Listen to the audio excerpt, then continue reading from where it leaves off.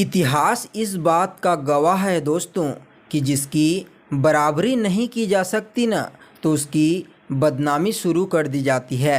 नमस्कार दोस्तों, मैं ज्योतिष आचार्य वासुदेव मिश्रा आपका अपने चैनल सत्य की खोज में हार्दिक अभिनंदन करता हूं। दोस्तों, आज का यह ज्योतिष का कार्यक्रम आप लोगों के लिए वृश्चिक राशि वालों के लिए बेहद ही ज़्यादा खास और विशेष रहने वाला है। आज हम बात करेंगे ग्रहों के सेनापति मंगल महाराज के अस्त प्रभाव के बारे में। जी हाँ दोस्तों, जब भी कोई ग्रह सूर्य के करीब आता है और 10 डिग्री से भी कम उनके बीच की दूरी होती है तो सूर्य के प्रभाव से वह ग्रह अस्त हो जाता है, यानी कि उस ग्रह का पावर खत्म हो जाता है। ठीक इसी प्रकार से दोस्तों 24 सितंबर से मंगल ग्रह का पावर ग्रहों के राजा सूर्य देव ने खत्म कर दी है। तो ऐसे में जानने का प्रयास करेंगे ग्रहों के सेनापति मंगल महाराज बिना शक्ति के, बिना पावर के आपको किस प्रकार का परिणाम देने में सक्षम रहेंगे। मंगल के इस अस्त काल में आपको कौन कौन से बड़े परिवर्तन अपने जीवन में देखने को मिलेंगे। आपका स्वास्थ्य कैसा रहेगा, आपका पारिवारिक जीवन कैसा रहेगा, दाम्पत्य जीवन कैसा रहेगा, बिजनेस, व्यापार, करियर और फाइनेंस के दृष्टिकोण से मंगल देव का अस्त होना आपके लिए कितना मंगलकारी साबित होगा, हर एक जानकारी पूरे विस्तार के साथ आपको इस वीडियो में बताएंगे। इसलिए दोस्तों, अगर आप भी एक वृश्चिक राशि के जातक हैं तो वीडियो को बिना मिस किए, यानी कि बिना स्किप किए अंत तक देखिए।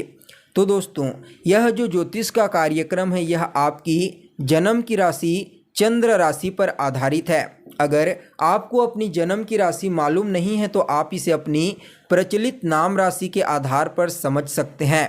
और अगर आप अपनी जन्म कुंडली पर हमसे परामर्श लेना चाहते हैं, जन्म कुंडली का विश्लेषण करवाना चाहते हैं तो दोस्तों वीडियो के डिस्क्रिप्शन बॉक्स में और वीडियो के अंदर आपको नंबर मिल जाएगा, जहां से आप संपर्क करके अपनी जन्म कुंडली का पूरे विस्तार के साथ विश्लेषण करवा सकते हैं। तो दोस्तों देखिए, वैदिक ज्योतिष शास्त्र में मंगल ग्रह को योद्धा का दर्जा दिया गया है, जो स्वभाव से एक पुरुष और गतिशील ग्रह हैं। मंगल देव ही वह ग्रह होते हैं जो व्यक्ति के अंदर उसके साहस, उसके पराक्रम, उसकी ऊर्जा शक्ति, उसकी हिम्मत, निडरता जैसी चीज़ों का प्रतिनिधित्व करते हैं। इस संसार में जो भी कार्य किया जाता है वह सब के सब मंगल के प्रभाव से होता है, क्योंकि मंगल ग्रह को शक्ति का कारक ग्रह कहा जाता है। बिना शक्ति के कोई भी प्राणी कुछ भी कार्य नहीं कर सकता। इसलिए दोस्तों मंगल ग्रह हमारे लिए बहुत ही महत्वपूर्ण ग्रह माने जाते हैं। ज्योतिष शास्त्र में भी मंगल ग्रह को महत्वपूर्ण स्थान प्रदान किया गया है। मंगल देव न सिर्फ हमारी ऊर्जा के कारक होते हैं बल्कि हमारे जीवन में यह हमारे कार्य करने की क्षमता, हमारे पराक्रम, हमारी हिम्मत, हमारे साहस और हमारी जो सामाजिक जुड़ाव होता है उसका प्रतिनिधित्व करते हैं।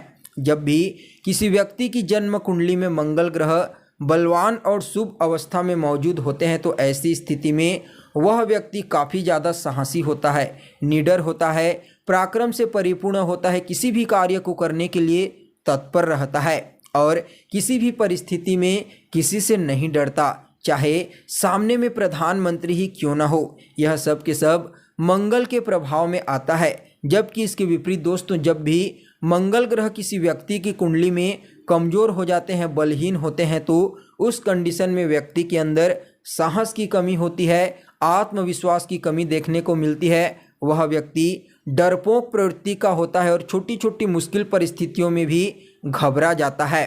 इसलिए दोस्तों हर व्यक्ति की जन्म कुंडली में मंगल ग्रह का बलवान और शुभ होना बेहद ही आवश्यक माना जाता है, क्योंकि मंगल ग्रह के बिना आप सिर्फ एक 5 तत्व का पुतला बस हैं। आपके अंदर वह कार्य करने की ऊर्जा नहीं रहेगी जिसकी वजह से आप अपने जीवन में सफलता प्राप्त कर सकते हैं, प्रसिद्धि प्राप्त कर सकते हैं। इसलिए दोस्तों अगर आपको ऐसा लगता है कि आपकी कुंडली में मंगल ग्रह किसी भी प्रकार से कमज़ोर हैं, बलहीन हैं, पाप प्रभाव में है तो ऐसे में आपको किसी जानकार ज्योतिष से अपनी कुंडली का विश्लेषण करवा करके मंगल ग्रह को बलवान करके अपने फेवर में करने का प्रयास करना चाहिए। अन्यथा आप अपने जीवन में ऐसे ही समय व्यतीत करते हुए चले जाएंगे, आपकी जीवन की उन्नति कभी भी नहीं हो पाएगी। इसलिए कुंडली विश्लेषण करवा करके अपने मंगल ग्रह को बलवान कीजिए। तो दोस्तों देखिए, वहीं आपकी ऊर्जा और पराक्रम के कारक मंगल ग्रह 24 सितंबर की शाम ठीक 5:28 पर अपने शत्रु की राशि कन्या राशि में सूर्य देव के प्रभाव से पश्चिम दिशा में अस्त हो गए हैं, जो अगले साल यानी कि साल 2024 में 17 जनवरी को पूर्व दिशा में उदय होंगे। तो ऐसे में दोस्तों मंगल के इस अस्त काल का विश्लेषण करके आप लोगों के लिए 5 महत्वपूर्ण भविष्यवाणी तैयार की गई है। तो देखिए दोस्तों, मंगल देव जो होते हैं वह आप लोगों के लिए यानी कि वृश्चिक राशि वालों के लिए आपके लग्न भाव, प्रथम भाव और आपके छठे भाव के अधिपति बनते हैं और इस समय आपके 11वें भाव लाभ भाव में अस्त हुए हैं। तो ऐसे में दोस्तों आप लोगों के लिए पहली जो महत्वपूर्ण भविष्यवाणी है वह आपके लग्न भाव से संबंधित है, प्रथम भाव से संबंधित, क्योंकि मंगल महाराज आपके पहले भाव के स्वामी बनते हैं। तो दोस्तों देखिए, ज्योतिष शास्त्र के मुताबिक जन्म कुंडली का जो पहला स्थान होता है, फर्स्ट हाउस, वह आपके जीवन में आपकी सेहत को बताता है, आपके शरीर को, आपके व्यक्तित्व को, आपके चाल चलन को, आप अपने जीवन में कितना सफलता असफलता हासिल करेंगे, कितना सुखी रहेंगे, कितना प्रसिद्धि प्राप्त करेंगे, आपको समाज में कितना मान सम्मान मिलेगा, पद प्रतिष्ठा, ओवरऑल देखा जाए तो सभी चीज़ों के बारे में विचार आपके लग्न से ही किया जाता है। और मंगल महाराज काल पुरुष की कुंडली में आपके लग्न के अधिपति बनते हैं और इसलिए आपके लिए बहुत ही ज़्यादा प्रभावी और श्रेष्ठ लाभदायक ग्रह कहे जाते हैं। तो ऐसे में दोस्तों इस समय मंगल ग्रह का अस्त होना आपके लिए उतना अनुकूल नहीं कहा जा सकता। मतलब इस समय आपके व्यक्तित्व में कुछ गिरावट देखने को मिल सकती है, आपकी प्रसिद्धि में कुछ गिरावट देखने को मिल सकती है, समाज में जो मान सम्मान आपको मिलना चाहिए उसमें कुछ न कुछ कमी मंगल ग्रह के अस्त होने की वजह से आपको अवश्य देखने को मिलेगी। इसके अलावा दोस्तों जो लग्न स्थान होता है आपकी सेहत का स्थान होता है और 11वें स्थान में मंगल ग्रह अस्त हो रहे हैं जो छठे भाव से छठा स्थान होता है यानी कि रोग से रोग। तो ऐसी स्थिति में दोस्तों आपको स्वास्थ्य से संबंधित परेशानियों का भी सामना अवश्य करना पड़ेगा। इस समय आपको ब्लड से संबंधित समस्या परेशान कर सकती है, यानी कि जो लोग ब्लड प्रेशर के मरीज हैं उन लोगों को हाई ब्लड प्रेशर या फिर लो ब्लड प्रेशर की समस्या से अवश्य गुजरना पड़ेगा। इसके साथ ही दोस्तों मंगल ग्रह जो होते हैं वह आपकी ऊर्जा के कारक होते हैं, तो ऊर्जा में कमी देखने को मिलेगी। और किसके घर में अस्त हुए हैं, तो बुध के घर में अस्त हुए हैं और बुध महाराज हमारे शरीर में हमारी स्किन के कारक होते हैं, हमारी त्वचा के कारक होते हैं। तो ऐसे में स्किन से संबंधित भी कुछ न कुछ प्रॉब्लम आपको अवश्य मंगल ग्रह के इस अस्त काल के दौरान फेस करने पड़ेंगे। साथ ही दोस्तों जो लग्न स्थान होता है वह कहीं ना कहीं आपके व्यक्तित्व का निर्धारण करता है और मंगल ग्रह के अस्त होने की वजह से आपके व्यक्तित्व में भी कुछ न कुछ कमजोरी आपको अवश्य देखने को मिलेगी। तो वहीं दोस्तों आप लोगों के लिए दूसरी महत्वपूर्ण भविष्यवाणी आपके पंचम भाव से संबंधित है, क्योंकि मंगल महाराज की सप्तम दृष्टि आपके पंचम भाव पर पड़ेगी। तो दोस्तों देखिए, ज्योतिष शास्त्र के मुताबिक जो पंचम स्थान होता है वह आपकी शिक्षा का होता है, आपकी संतान का होता है, आपकी लव लाइफ का होता है, आपके पूर्व के पुण्यों का होता है। कहीं ना कहीं पंचम स्थान से ही आपकी सफलता के बारे में भी विचार किया जाता है। तो ऐसे में दोस्तों 11वें भाव से मंगल महाराज का अस्त होकर के सप्तम दृष्टि आपके पंचम भाव में डालना आपके लिए उतना अनुकूल नहीं कहा जा सकता। इस समय आपकी संतान की सेहत में गिरावट आपको देखने को मिल सकती है, यानी कि आपकी संतान की जो इम्यूनिटी सिस्टम होगी, रोग प्रतिरोधक क्षमता, वह कमज़ोर हो जाएगी। इसलिए उसके खान पान पर इस समय ध्यान दीजिए। जितना ज़्यादा हेल्दी फूड्स का सेवन करेगा उतना ही उसके लिए फ़ायदेमंद साबित होगा। तो वहीं दोस्तों अगर आप रिलेशनशिप में हैं तो भी यह समय आपके लिए प्रतिकूल साबित होगा। इस समय जिसके साथ आप रिलेशनशिप में हैं उसके साथ किसी न किसी बात को लेकर के वैचारिक मतभेद, वाद विवाद की स्थिति उत्पन्न हो सकती है और यहाँ तक बात रिश्ते टूटने में भी आ सकती है। इसलिए दोस्तों इस समयावधि में आपको रिलेशनशिप को अगर आप बचाना चाहते हैं तो थोड़ा अपने आप को नियंत्रण रखने की आवश्यकता है, यानी कि अपने क्रोध पर, अपने अहंकार पर और अपनी ऊर्जा पर आपको वाणी के साथ नियंत्रण रखने की आवश्यकता है, अन्यथा आपकी रिलेशनशिप में दरार उत्पन्न हो सकती है। तो वहीं दोस्तों जो पंचम स्थान होता है वह आपकी शिक्षा का होता है।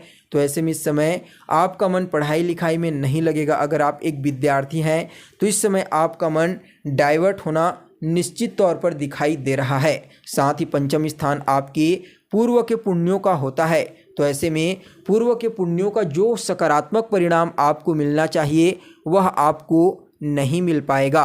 तो वहीं दोस्तों आप लोगों के लिए तीसरी महत्वपूर्ण भविष्यवाणी आपके छठे भाव से संबंधित है, क्योंकि मंगल महाराज आपके लिए छठे भाव के भी अधिपति बनते हैं। और जो छठा स्थान होता है दोस्तों वह आपके रोग का होता है, ऋण का होता है और आपके शत्रुओं का होता है। वाद विवाद, निर्णय लेने की शक्ति और रिश्तों में मामा पक्ष का प्रतिनिधित्व करती है।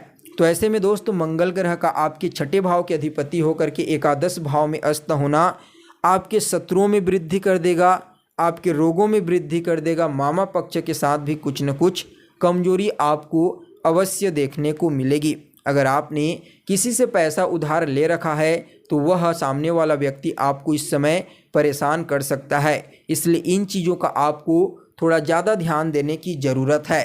तो वहीं दोस्तों आप लोगों के लिए चौथी महत्वपूर्ण भविष्यवाणी आपके दसम भाव से संबंधित है, कर्म क्षेत्र से संबंधित, क्योंकि सूर्य महाराज जो मंगल ग्रह को अस्त किए हैं वह आपके दसम भाव के अधिपति बनते हैं।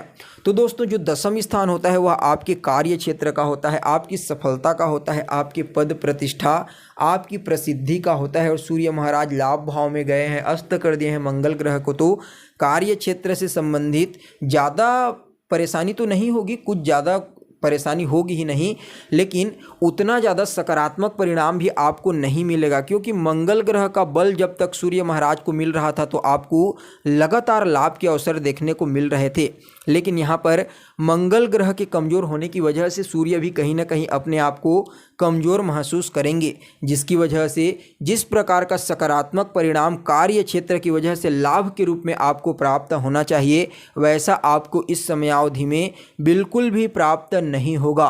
और आपकी जो भी इच्छाएं हैं, जो भी प्रसिद्धि, जो भी सफलता आपको मिलनी चाहिए वैसा आपको प्राप्त नहीं होगा। लेकिन 17 जनवरी के पश्चात जैसे ही मंगल ग्रह पूर्व दिशा में उदय होंगे वैसे ही कुछ न कुछ कार्य क्षेत्र में आपको प्रसिद्धि, सफलता मिलनी प्रारंभ हो जाएंगी।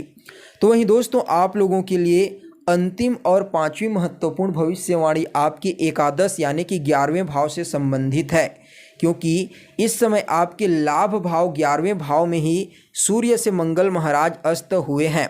तो देखिए दोस्तों जो 11वां स्थान होता है वह आपके लिए लाभ का स्थान तो होता ही है, साथ में यह स्थान आपके डिजायर्स का होता है, आपकी इच्छाओं का होता है, आपकी कामनाओं का होता है। और यहाँ पर सूर्य देव जो होते हैं वह सफलता के कारक ग्रह कहे जाते हैं। मंगल ग्रह भी सूर्य का सपोर्ट करते हैं, जिसकी वजह से इन दोनों की युति बहुत ही बेहतर होती है। लेकिन यहाँ पर मंगल ग्रह का बल बहुत ही पूरी तरह से खत्म हो चुका है, प्रभावहीन हो चुके हैं। तो ऐसे में सूर्य का तो प्रभाव रहेगा, लेकिन मंगल की वजह से, सूर्य की वजह से जो लाभ मिलेगा वह लाभ मंगल की वजह से नुकसान में बदल जाएगा। जो इच्छाएं सूर्य की वजह से आपकी पूरी होनी चाहिए, मंगल की वजह से वह इच्छाएं आपकी पूरी नहीं हो पाएंगी। यानी कि दोस्तों सूर्य देव आपके लिए अच्छा करने का तो प्रयास करेंगे, लेकिन मंगल के पास वह बल नहीं है जो सूर्य के प्रभाव में वृद्धि कर सकें। इसलिए सूर्य के फल को इसके विपरीत मंगल देव खत्म करने लगेंगे। इसलिए दोस्तों इस समय 17 जनवरी तक आप मेहनत कीजिए, एफर्ट कीजिए, अपना परिश्रम कीजिए, लेकिन जो आपकी इच्छाएं हैं, जो आपकी कामनाएं हैं वह पूरी नहीं हो पाएंगी। इसलिए इन चीज़ों का भी आपको विशेष रूप से ध्यान रखना है और डीमोटिवेट नहीं होना है। अपने आप को मोटिवेट करते रहिए, काम करते रहिए। 17 जनवरी के पश्चात जब मंगल देव पूर्व दिशा में उदय होंगे उसके पश्चात आपके जीवन में भी प्रकाश का उदय होने लगेगा और आपके कार्य अपने आप बनने प्रारंभ हो जाएंगे। तो दोस्तों यह तो हो गई मंगल देव का अपनी शत्रु की राशि कन्या राशि में अस्त का आपके जीवन पर प्रभाव। अब मंगल देव के इस अस्तकाल को बेहतर बनाने के लिए आपको कुछ उपाय भी अवश्य करना चाहिए।